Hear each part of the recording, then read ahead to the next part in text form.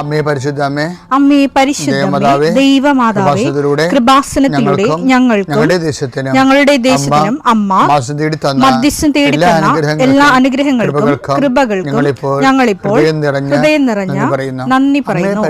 അമ്മേ പരിശുദ്ധമേ, ദൈവമാതാവേ, 2004 ഡിസംബർ 7 ഉച്ചകഴിഞ്ഞ് 2:30 കൃപാസനത്തിൽ സംഭവിച്ച അമ്മയുടെ പ്രത്യക്ഷപ്പെടലിനെ കുറിച്ച് തിരുസഭയ്ക്ക് സമർപ്പിച്ചിരിക്കുന്ന പഠനരേഖകളുടെ സഭാത്മകമായ പഠനം ആരംഭിക്കുവാൻ ഞങ്ങൾ പ്രാർത്ഥിക്കുന്നു. അമ്മേ പരിശുദ്ധമേ, ഭൂസ്വർലോകങ്ങളുടെ രാജ്ഞിയായ അങ്ങേയ്ക്ക് ഭൗമസംരക്ഷണത്തിനായി പ്രപഞ്ചപ്രകൃതിയെ തന്നെ തിരുസഭ പ്രതിഷ്ഠിക്കുവാൻ ഈ പ്രത്യക്ഷീകരണം വഴി ഇടയാക്കണമേ. പരിശുദ്ധമേ, ജപമാല മാതാവേ, സകല കൃപാസനം പ്രാർത്ഥനയോടും ചേർത്ത് ഞങ്ങളിപ്പോൾ പ്രാർത്ഥിക്കുന്ന ഈ കുടുംബത്തിന്റെ പ്രത്യേക നിയോഗം മക്കളെ, അമ്മയുടെ പ്രത്യക്ഷീകരണത്തിന്റെ ഈ അനുഗ്രഹവേളയിൽ ഞങ്ങൾക്ക് സാധിച്ചു തരുവാൻ കനിയണമേ. ആമേൻ. വിശ്വാസ പ്രമാണം. സർവശക്തനായ പിതാവും ആകാശത്തിന്റെയും ഭൂമിയുടെയും സൃഷ്ടാവുമായ ദൈവത്തിൽ ഞാൻ വിശ്വസിക്കുന്നു. അവിടുത്തെ ഏകപുത്രനും ഞങ്ങളുടെ കർത്താവുമായ ഈശോമിശിഹായിലും ഞാൻ വിശ്വസിക്കുന്നു. ഈ പുത്രൻ പരിശുദ്ധാത്മാവിനാൽ ഗർഭസ്ഥനായി കന്യകാമറിയത്തിൽ നിന്ന് പിറന്ന് പൊന്തിയോസ് പീലാത്തോസിന്റെ കാലത്ത് പീഡകൾ സഹിച്ച് കുരിശിൽ തറയ്ക്കപ്പെട്ട് മരിച്ച് അടക്കപ്പെട്ട് പാതാളങ്ങളിൽ ഇറങ്ങി മരിച്ചവരുടെ ഇടയിൽ നിന്ന് 3-ാം നാൾ ഉയർത്ത് സ്വർഗത്തിലേക്ക് എഴുന്നള്ളി സർവശക്തിയുള്ള പിതാവായ ദൈവത്തിന്റെ വലതുഭാഗത്തിരിക്കുന്നു. അവിടെ നിന്ന് ജീവിക്കുന്നവരെയും മരിച്ചവരെയും വിധിക്കുവാൻ വരുമെന്നും ഞാൻ വിശ്വസിക്കുന്നു. പരിശുദ്ധാത്മാവിലും ഞാൻ വിശ്വസിക്കുന്നു. വിശുദ്ധ കത്തോലിക്കാ സഭയിലും പുണ്യവാന്മാരുടെ ഐക്യത്തിലും പാപങ്ങളുടെ മോചനത്തിലും ശരീരത്തിന്റെ ഉയർപ്പിലും നിത്യമായ ജീവിതത്തിലും ഞാൻ വിശ്വസിക്കുന്നു. ആമേൻ. സുഖസ്ഥനായ ഞങ്ങളുടെ പിതാവേ, അങ്ങയുടെ നാമം പൂജിതമാകണമേ. അങ്ങയുടെ രാജ്യം വരണമേ.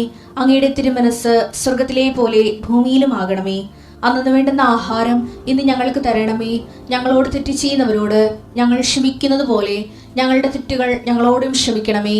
ഞങ്ങളെ പ്രലോഭനത്തിൽ ഉൾപ്പെടുത്തരുതേ, തിന്മയിൽ ഞങ്ങൾ രക്ഷിക്കണമേ. ആമേൻ. നന്മ നിറഞ്ഞ മറിയമേ, സ്വസ്തി. കർത്താവ് അങ്ങയുടെ കൂടെ സ്ത്രീകളിൽ അങ്ങ് അനുഗ്രഹിക്കപ്പെട്ടവളാകുന്നു.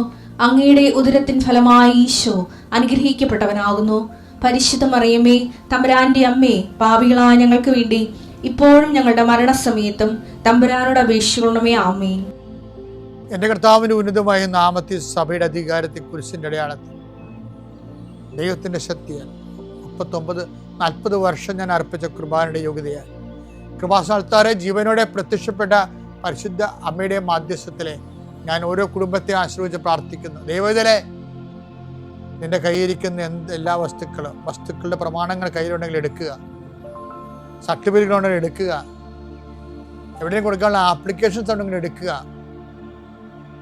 ദൈവത്തിലെ നീ എവിടെയെങ്കിലും പോകുന്നുണ്ടെങ്കിൽ നിന്റെ പാസ്പോർട്ടോ വിസയുടെ കോപ്പിയോ എയർ ടിക്കറ്റോ എന്താണ് നിന്റെ കയ്യിലുള്ളത്, ഇപ്പോൾ എടുക്കുക. ദൈവത്തിലെ എവിടെയും കൊടുക്കാനുള്ള ആപ്ലിക്കേഷൻസ് ഉണ്ടെങ്കിൽ അത് എടുക്കുക.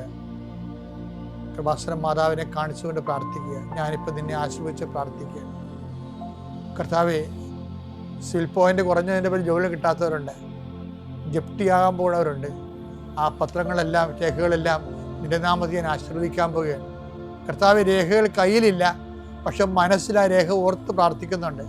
ഇപ്പം എടുക്കാൻ പറ്റാത്ത ആ രേഖ എൻ്റെ കയ്യിലുണ്ടായിരുന്നെങ്കിൽ എന്ന് ആഗ്രഹിച്ച് വിഷമിക്കുന്നവരുണ്ട്.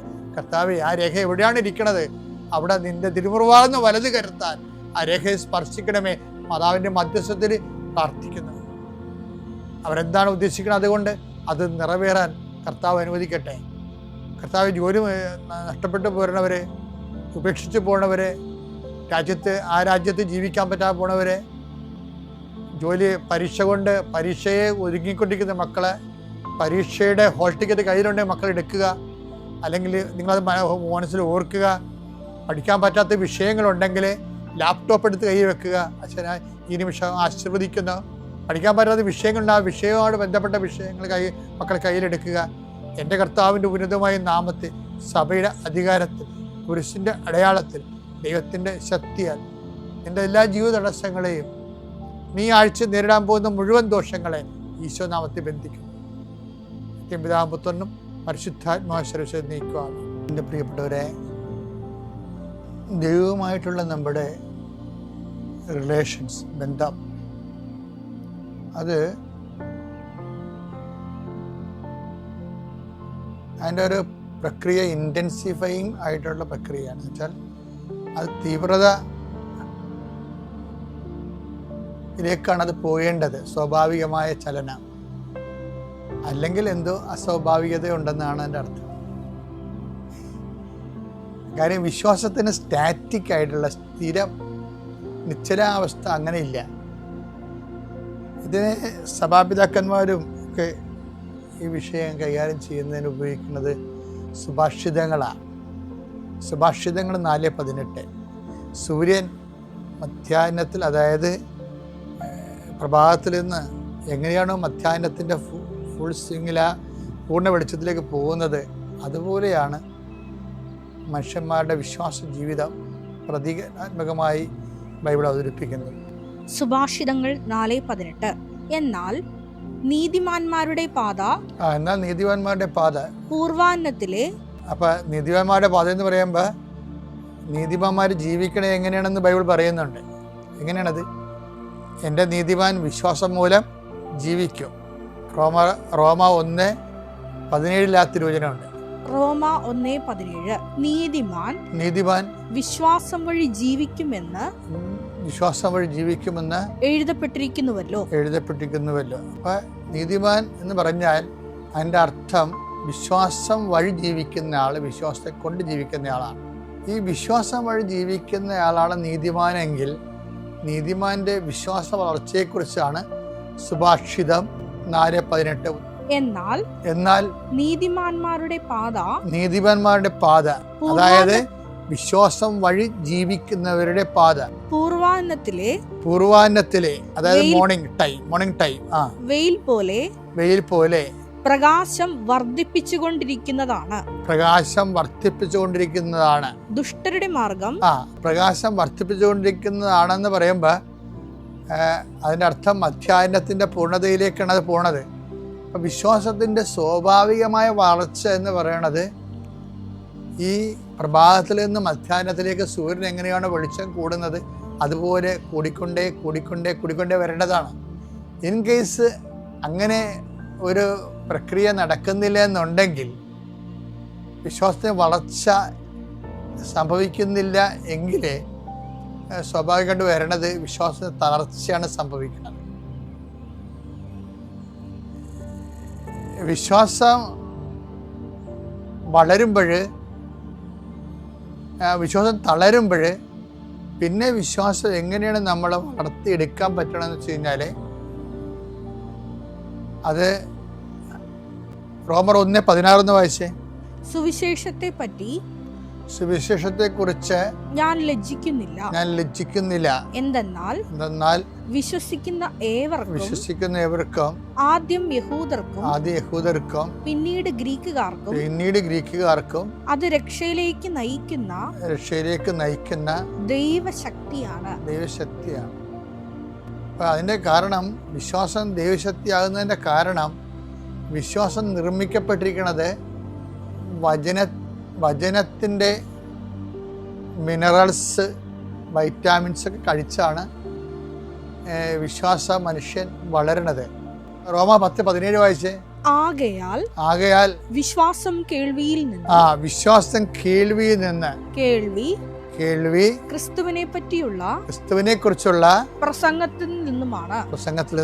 അപ്പൊ വിശ്വാസത്തിലൊരു തളർച്ച വന്നാൽ, സുഭാഷിതം പറയുന്ന പോലെ പ്രഭാതത്തിൽ നിന്ന് മധ്യാഹ്നത്തിലേക്ക് അഭിവൃദ്ധിപ്പെടുന്ന സൂര്യ തേജസ് പോലെ വിശ്വാസത്തിന് വളർച്ചയില്ല എന്നുണ്ടെങ്കിൽ പിന്നെയുള്ള നടപടിക്രമം എന്ന് പറയുന്നത്, വിശ്വാസം എങ്ങനെയാണോ രണ്ടാമത് റീക്രിയേറ്റ് ചെയ്യാൻ പറ്റണത്, അത് വിശ്വാസം ഉണ്ടായ അതേ മെത്തേഡ് എടുക്കാൻ പറ്റത്തുള്ളൂ. വിശ്വാസം ഉണ്ടായ മെത്തേഡ് എന്താണ്? കേൾവിയിൽ നിന്നാണ് വിശ്വാസം ഉണ്ടായത്. പിന്നെ എന്താണ്? ചുമ്മാ കേൾവിയല്ല. റോമ 10:17 പറയണത് യേശുക്രിസ്തുവിനെ കുറിച്ചുള്ള വചനങ്ങളാണ്. അല്ല വേറെ വല്ല ഇതും കേട്ടാൽ വിശ്വാസം ഉണ്ടാകത്തില്ല. വേറെ വല്ലതും പറഞ്ഞ് വിശ്വസിപ്പിക്കാൻ നോക്കിയാലും ആ വിശ്വാസത്തിനൊരു കുഴപ്പം രക്ഷാകരമാകത്തില്ല. ഇപ്പം നിങ്ങൾ അമേരിക്ക അവിടെ ഉണ്ട്, പക്ഷെ നമ്മൾ അമേരിക്ക കണ്ടിട്ടില്ല, പക്ഷേ അമേരിക്ക അവിടെ ഉണ്ടല്ലോ, അപ്പം നമുക്ക് വിശ്വസിക്കണ്ടേ? അതുപോലെയൊക്കെ ഉള്ള ചെപ്പടി ഉദാഹരണങ്ങളൊക്കെ പറഞ്ഞാലൊന്നും രക്ഷാകരമായ വിശ്വാസം ഉണ്ടാകത്തില്ല. കാരണം സുവിശേഷത്തിൻ്റെ വിശ്വാസത്തിൻ്റെ പ്രത്യേകത എന്ന് പറയുന്നത് ബൗദ്ധികമായ കേവല വിശ്വാസമല്ല. ഇപ്പം അമ്മ പറഞ്ഞു ഇയാളാണ് എൻ്റെ അച്ഛൻ, ഇന്ന ആളാണ് എൻ്റെ അച്ഛൻ എന്ന് പറഞ്ഞുകൊണ്ട് ഞാൻ അമ്മയിൽ വിശ്വസിക്കുന്നു എന്ന് പറഞ്ഞിട്ട് അതുപോലെയുള്ള മാനുഷികമായ ആശയവാദങ്ങളല്ല സംഭവം. സുവിശേഷത്തിലെ വിശ്വാസം എന്ന് പറയുന്നത് യേശുക്രിസ്തു ഏകരക്ഷകൻ എന്നുള്ള വിശ്വാസമാണ്. അവൻ നമ്മുടെ പാപത്തിന് പരിഹാരമായി പിതാവ് അയച്ച ബലിവസ്തുവാണ്. അവൻ്റെ ബലിയിൽ പ്രസാദിച്ച പിതാവ് നമുക്ക് രക്ഷ പുനരുജ്ജീവിപ്പിക്കപ്പെട്ടു, നഷ്ടപ്പെട്ട രക്ഷ തിരികെ നൽകി. അതാണ് ദൈവവരപ്രസാദം. അപ്പോൾ ഈ വിശ്വാസം നമുക്ക് നൽകണത് എന്താണ്? രക്ഷാകരമായ വിശ്വാസം എന്ന് പറയുന്നത് രക്ഷാകരമായ വിശ്വാസമാണ്. അത് യേശുക്രിസ്തുവിനെ കുറിച്ചുള്ള വിശ്വാസമാണ്. പള്ളികളിലെ വിശ്വാസം എന്ന് പറയുന്നത് ലീപ്പ് ഇൻ ടു ഡാർക്ക്നെസ് ആണ്, ഇരുട്ടിലേക്ക് എടുത്തുചാട്ടമാണ്. എബ്രാഹമാണ് വിശ്വാസത്തിൻ്റെ പിതാവ് എന്നൊക്കെ നമ്മൾ പറഞ്ഞാലും പുതിയ നിയമത്തിൽ ശരിക്കും പറഞ്ഞാൽ എബ്രാഹം അല്ല വിശ്വാസത്തിൻ്റെ പിതാവ്. പുതിയ നിയമത്തിലെ വിശ്വാസം എന്താണ്? എബ്രാഹം വിശ്വസിച്ചത് എന്ത്, പുതിയ നിയമത്തിലെ വിശ്വാസം എന്ത്? ഇത് തമ്മിൽ ഭയങ്കര വ്യത്യാസമാണ്. പുതിയ നിയമത്തിലെ വിശ്വാസം മുഴുവൻ രക്ഷാകര വിശ്വാസം എന്ന് പറയും, റിഡംപ്റ്റീവ് ഫെയ്ത്ത്. അതെന്ന് പറഞ്ഞാൽ എന്താണ്? യേശുക്രിസ്തുവിലുള്ള വിശ്വാസമാണ്. അതാണ് പൗള് കൃത്യമായിട്ട് പറയുന്നുണ്ടത്. എന്താണ്? വിശ്വാസം കേൾവിയിൽ നിന്നും, കേൾവി യേശുക്രിസ്തുവിനെ കുറിച്ചുള്ള വചനങ്ങളിൽ നിന്നുമാണ്. അപ്പോൾ വചനം വായിച്ചും വചനം നടപ്പിൽ വരുത്തിയും വിശ്വാസ ജീവിതം റിപ്പയർ ചെയ്യാമെങ്കിലും അത് യേശു കേന്ദ്രീകൃതമായ മാത്രമേ രക്ഷാകരമായി വരത്തുള്ളൂ. അപ്പോൾ വിശ്വാസത്തെക്കുറിച്ച് സുനിശ്ചിതവും വ്യക്തവും കൃത്യവുമായിട്ടുള്ള ആശയങ്ങളിലൂടെ വേണം നമ്മൾ ആത്മീയ ജീവിതത്തെ സമീപിക്കാൻ. എൻ്റെ പേര് അന്ന. ഞാൻ മുംബൈയിൽ നിന്നാണ് വരുന്നത്. ഞാൻ മുംബൈ സെറ്റിൽഡാണ്. ഹസ്ബൻഡും 3 മക്കളും അടങ്ങിയതാണ് എൻ്റെ കുടുംബം. എനിക്ക് ഒത്തിരി അനുഗ്രഹങ്ങൾ ഉടമ്പടി എടുത്തതിന് ശേഷം അമ്മ മാതാവ് എനിക്ക് തന്നിട്ടുണ്ട്. അതിനെല്ലാം അമ്മ മാതാവിനും തിരുക്കുമാരനും കോടാനുകോടി നന്ദി പറയുന്നു. ഞാൻ അവസാനമായിട്ട് ഉടമ്പടി പുതുക്കിയത് 2022 അതിൽ ഞാൻ ആദ്യമായിട്ട് നിയോഗം വെച്ചിട്ടുണ്ടായിരുന്നത് എൻ്റെ മൂത്ത മകന് നല്ലൊരു കോളേജിൽ അഡ്മിഷൻ ലഭിക്കാൻ വേണ്ടിയിട്ടായിരുന്നു, എഞ്ചിനീയറിങ്ങിന്. അവന് 10th 93% കിട്ടിയതായിരുന്നു. അതും ഞാനിവിടെ ഉടമ്പടി വെച്ചതിൻ്റെ ഭാഗമായിട്ട് അവന് അമ്മ കൊടുത്തതായിരുന്നു. അത് കഴിഞ്ഞ് അവൻ 11th നന്നായി ഒന്ന് ഉഴപ്പി. അവൻ ഫുട്ബോളിൽ മാത്രമായിരുന്നു അവൻ ഇൻട്രസ്റ്റ്, അവൻ പഠിക്കുന്നുണ്ടായിരുന്നില്ല. അങ്ങനെയൊക്കെ ഇത്തിരി ഓവർ കോൺഫിഡൻസ് ആയി. അങ്ങനെ 12th ആയപ്പോഴത്തേക്കും അവന് രണ്ടും കൂടെ പറ്റാണ്ടായി തുടങ്ങി. 11th 12th പോർഷൻസ് പഠിക്കണം, എഞ്ചിനീയറിംഗിൻ്റെ എൻട്രൻസിന് പ്രിപ്പയർ ചെയ്യണം, ബോർഡ്സ് വരുന്നുണ്ട്, എല്ലാം കൂടെ പറ്റാണ്ടായി തുടങ്ങി. അപ്പം ഞാൻ 2022 വന്ന് ഞാൻ ഉടമ്പടി പുതുക്കിയപ്പം ഇവൻ്റെ ഈ നിയോഗമാണ് ഞാൻ ആദ്യമായിട്ട് വെച്ചിട്ടുണ്ടായിരുന്നത്. അതിൻ്റെ ഭാഗമായിട്ട് അവൻ്റെ ബോർഡ്സ് കഴിഞ്ഞു. അവൻ ജസ്റ്റ് പാസ്സായി എന്ന് മാത്രമേ ഉള്ളൂ. ജസ്റ്റ് ക്വാളിഫൈ ചെയ്തിട്ടുണ്ട് എൻട്രൻസിന് വേണ്ടി. പക്ഷേ CET റാങ്ക് വന്നു, വളരെ മോശമായിരുന്നു. JEE റാങ്ക് വന്നു. മെയിൻസിൽ അവന് 78% കിട്ടിയിരിക്കുന്നത്. അവനപ്പോൾ അഡ്വാൻസ്ഡിന് അവൻ ക്വാളിഫൈഡ് അല്ല. അങ്ങനെ 3 തരത്തിൽ നോക്കിയാലും അവന് മെറിറ്റ് ഇല്ല നല്ലൊരു കോളേജിൽ കിട്ടാനായിട്ട്. അപ്പം ഞങ്ങൾ എല്ലാവരും പിന്നെയും മുട്ടിപ്പായിട്ട് പ്രാർത്ഥിച്ചു തുടങ്ങി അമ്മയുടെ അടുത്ത്. ഇനി അമ്മയിൽ മാത്രം ഞങ്ങൾക്കൊരു പ്രതീക്ഷയുള്ളൂ. അവനാണെങ്കിൽ നല്ലൊരു ഇതിൽ ഡൊണേഷനൊന്നും കൊടുക്കാതെ സീറ്റ് കിട്ടണം എന്നായിരുന്നു. എൻ്റെ ഹസ്ബൻഡിനാണെങ്കിൽ എല്ലാ ദിവസവും അവൻ കോളേജിൽ നിന്ന് പോയി വരുന്ന പാകത്തിലൊരു കോളേജിൽ കിട്ടണം എന്നായിരുന്നു. എനിക്കാണെങ്കിൽ നല്ലൊരു റെപ്യൂട്ടഡ് കോളേജിൽ കിട്ടണം എന്നായിരുന്നു. പക്ഷെ ഇതെല്ലാം ഞാൻ അമ്മയ്ക്ക് വിട്ടുകൊടുത്തു. കാരണം ഇവൻ്റെ ഒരു മെറിറ്റും ഇല്ല, റാങ്കും പറയത്തക്ക വിധത്തിലൊന്നുമില്ല, ജസ്റ്റ് പാസ്സായിട്ടേ ഉള്ളൂ. അങ്ങനെ ഇരിക്കുമ്പം ഇവൻ്റെ ഒരു ഫ്രണ്ട് ഒരു ദിവസം വിളിച്ചു പറഞ്ഞു, KJ സൊമയ എന്ന് പറഞ്ഞ വളരെ റെപ്യൂട്ടഡ് ആയിട്ടുള്ളൊരു കോളേജ് ഉണ്ട്, അവിടെ JEEക്ക് 75% എബവ് ഉണ്ടെങ്കിൽ മോനെ അപ്ലൈ ചെയ്യാം എന്ന് പറഞ്ഞിട്ട്. അപ്പോൾ അന്ന് അത് ലാസ്റ്റ് ഡേ ആയിരുന്നു. അപ്പോൾ അപ്പം തന്നെ അത് അവൻ അമ്മയുടെ അടുത്ത് പ്രാർത്ഥിച്ച് അവൻ അതിൻ്റെ സൈറ്റിൽ പോയി അപ്ലൈ ചെയ്തു. പക്ഷെ അവനൊരു ഡൗട്ടായിരുന്നു, കിട്ടുമോയെന്ന് അറിയില്ല അമ്മ, കാരണം ലാസ്റ്റ് ഡേ ആയിരുന്നു, അതും എൻ്റെ പേഴ്സൻറ്റേജൊക്കെ എല്ലാം കുറവാണ്. പക്ഷേ അത്ഭുതം എന്ന് പറയട്ടെ, അടുത്ത ആഴ്ച റിസൾട്ട് വന്നു. അവൻ വിചാരിച്ച ബ്രാഞ്ച് തന്നെ, റോബോട്ടിക്സ് ആൻഡ് ആർട്ടിഫിഷ്യൽ ഇൻ്റലിജൻസിന് KJ സൊമയയിൽ അവന് അഡ്മിഷന് കിട്ടി. അതും JEEയുടെ റിസൾട്ട് വെച്ച്. അവന് CET റാങ്ക് മോശമായിരുന്നു. അവൻ്റെ 10th പെർസെൻറ്റേജ് വെച്ച് നോക്കുമ്പം അവൻ്റെ ബോർഡ്സിൻ്റെ സ്കോർ വളരെ കുറവായിരുന്നു. അപ്പോൾ എപ്പോഴും ജോസഫ് അച്ഛൻ പറയാറുള്ള പോലെ it's not by merit but by grace. അത് മാത്രമേ ഉള്ളൂ, അമ്മയുടെ ഒരൊറ്റ കാരുണ്യം കൊണ്ട് മാത്രമാണ് അവനിന്ന് നല്ലൊരു കോളേജിൽ അവൻ അഡ്മിഷൻ ലഭിച്ചത്. ഇതായിരുന്നു എൻ്റെ ആദ്യത്തെ നിയോഗം വെച്ചിട്ടുണ്ടായിരുന്നത്. രണ്ടാമത്തെ സാക്ഷ്യം എന്ന് പറയാനുള്ളത്, ഈ മോന് തന്നെ അവന് ഫുട്ബോൾ ഭയങ്കര ക്രേസാണ്. അപ്പോൾ അവൻ കോളേജിൽ ജോയിൻ ചെയ്ത്, എഞ്ചിനീയറിംഗ് കോളേജിൽ ജോയിൻ ചെയ്ത് അവൻ അവിടുത്തെ കോളേജിൻ്റെ ടീമിൽ സെലക്റ്റഡ് ആയി. അവൻ ഫസ്റ്റ് ഇയറിൽ ആകെ ഇവൻ മാത്രമേ സെലക്റ്റഡ് ആയിട്ടുള്ളൂ, ബാക്കിയെല്ലാം ഇവനേക്കാളും സീനിയേഴ്സാണ് ടീമിലുള്ളത് മുഴുവൻ. അപ്പം അവൻ്റെ ടൂർണമെൻറ്റ് സ്റ്റാർട്ട് ചെയ്യുന്നതിൻ്റെ 2 ദിവസം മുമ്പ് പ്രാക്ടീസിനിടയിൽ അവന് കാലിനൊരു ഇഞ്ചുറി പറ്റി.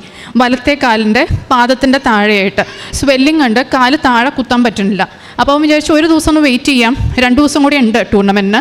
അപ്പോൾ ഒരു ദിവസം വെയിറ്റ് ചെയ്യാമെന്ന് വിചാരിച്ച് അന്നൊരു ദിവസം വെയിറ്റ് ചെയ്തു.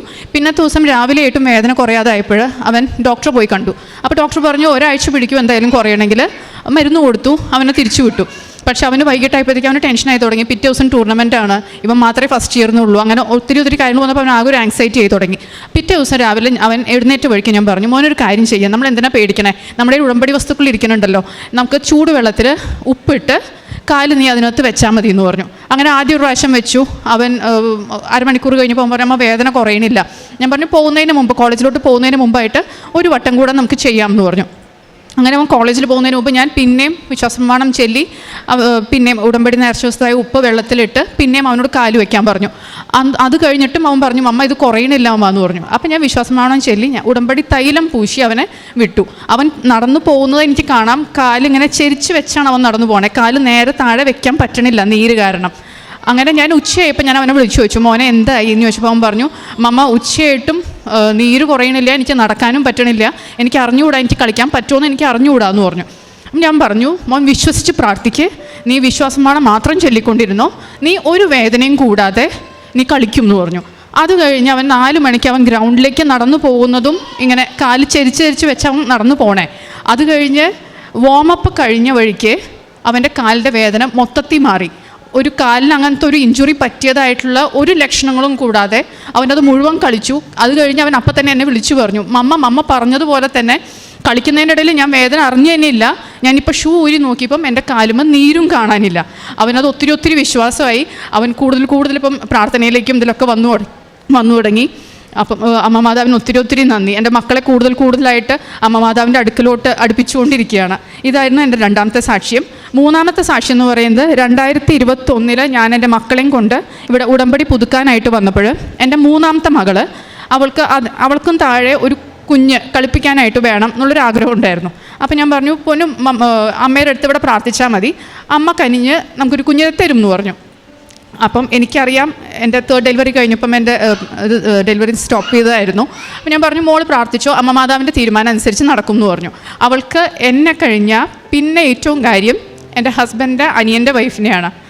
അത്ഭുതം എന്ന് പറയട്ടെ, ആ നവംബറിൽ അവിടെ വന്ന് പ്രാർത്ഥിച്ചതിന് ശേഷം മാർച്ച് 25 അമ്മയുടെ വിസിറ്റേഷൻ ഡേയുടെ അന്ന് അവൾ എന്നെ വിളിച്ചു പറഞ്ഞു അവൾ പ്രഗ്നൻ്റ് ആണെന്ന്.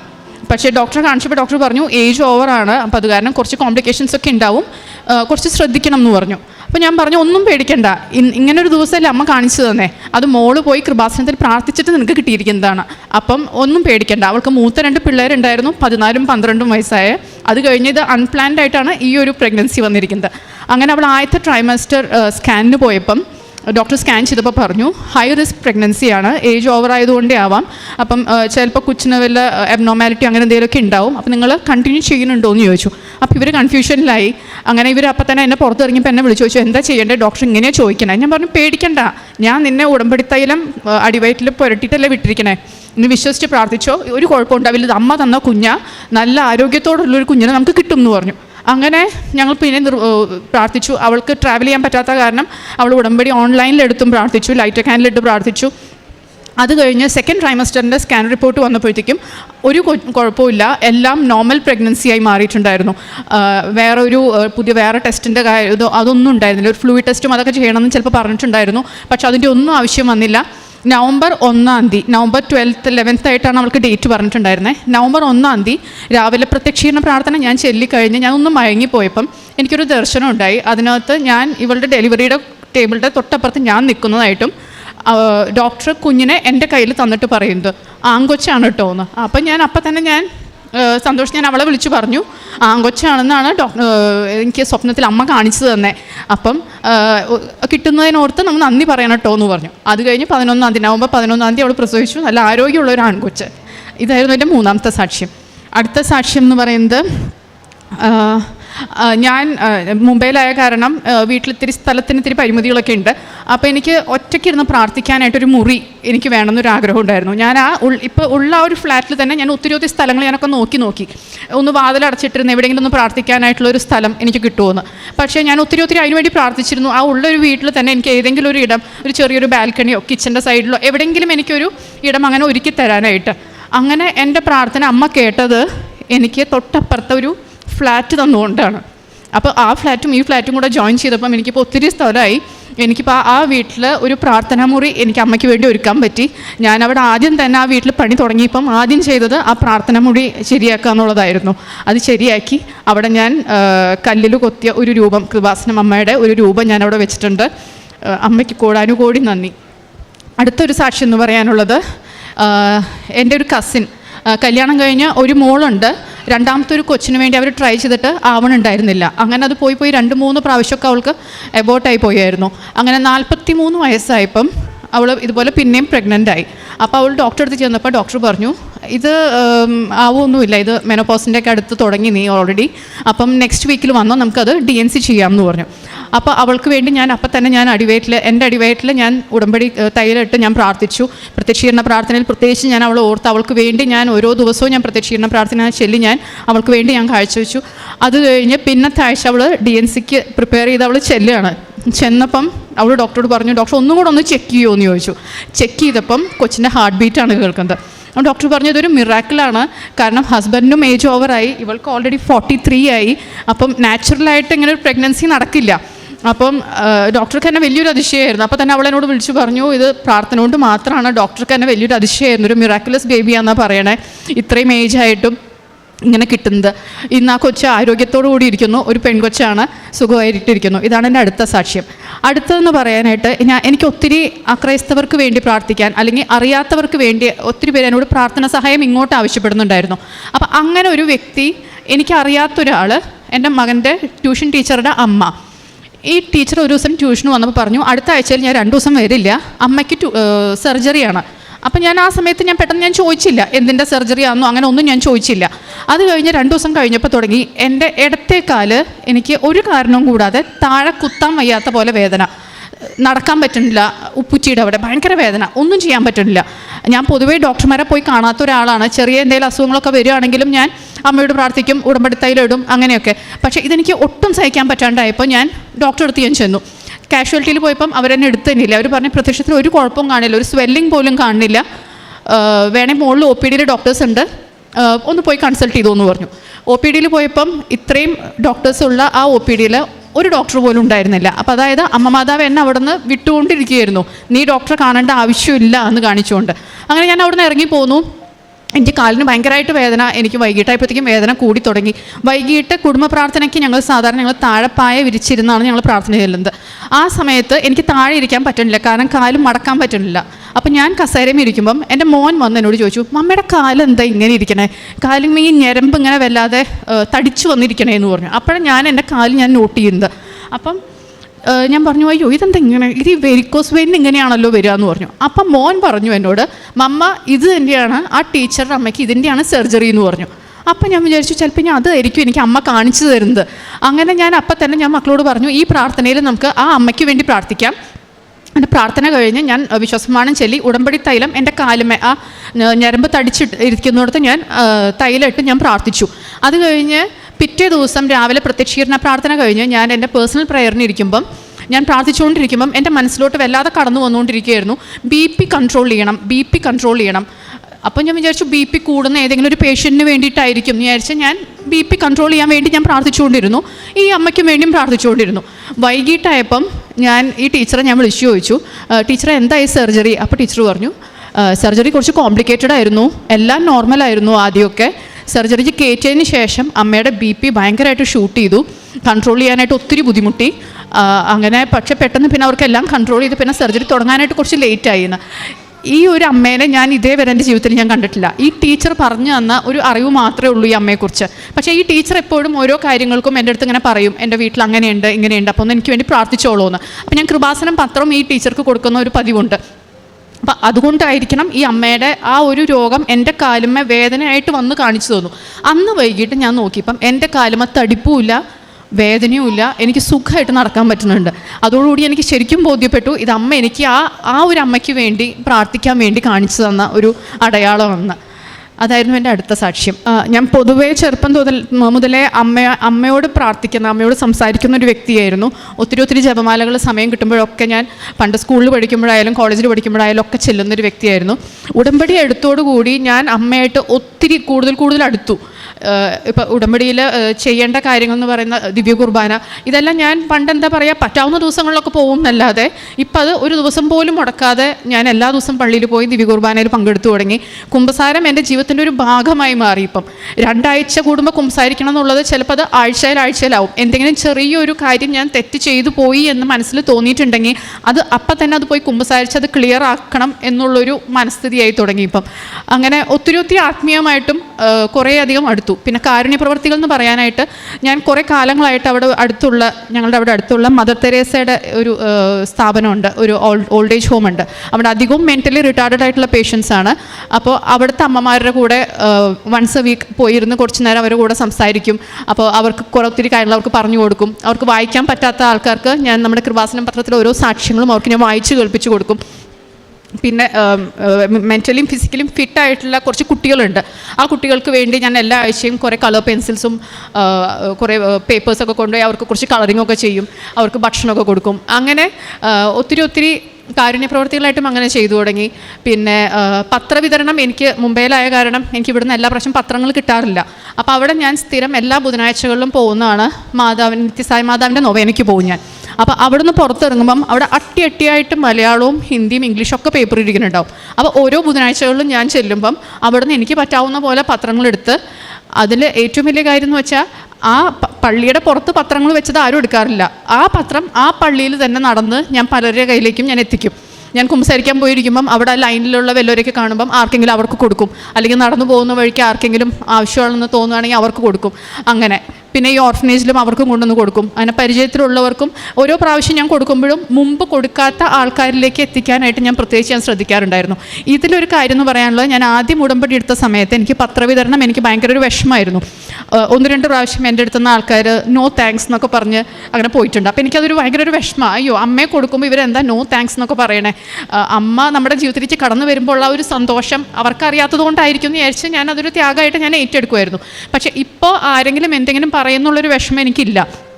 ഞാൻ അറിയാത്തവർക്ക് ഒത്തിരി പത്രങ്ങൾ കൊണ്ടുവന്ന് കൊടുത്തു തുടങ്ങി. അതിപ്പോൾ ഇപ്പോഴും ഞാൻ എല്ലാ ഭാഷയിലുള്ളത് പത്രങ്ങളും മേടിച്ചിട്ടുണ്ട്. കാരണം അവിടെ മുംബൈയിൽ എനിക്ക് ഒത്തിരി തരത്തിലുള്ള ആൾക്കാരെ കാണാൻ കിട്ടും. അപ്പോൾ അങ്ങനെ എല്ലാവർക്കും അത് കൊടുത്തു തുടങ്ങി. അങ്ങനെ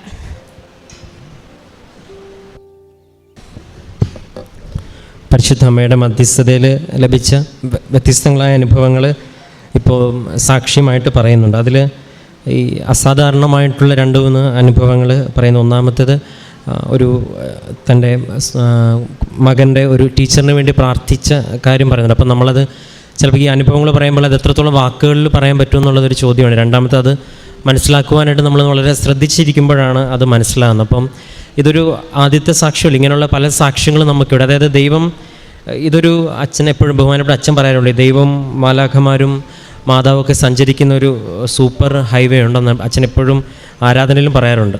അപ്പോൾ ഒരുപക്ഷെ നമ്മൾ ഈ ഒരു മേഖലയിലേക്ക് ആദ്യം സ്റ്റെപ്പെടുത്ത് മുകളിൽ ചെല്ലുമ്പം കർത്താവ് നമുക്ക് ഓരോരുത്തർക്കും പുതിയ കാര്യങ്ങൾ നൽകിക്കൊണ്ടിരിക്കും. അത് ചിലപ്പോൾ ഒരു വ്യക്തിക്ക് വേണ്ടി പ്രാർത്ഥിക്കാനായിരിക്കും.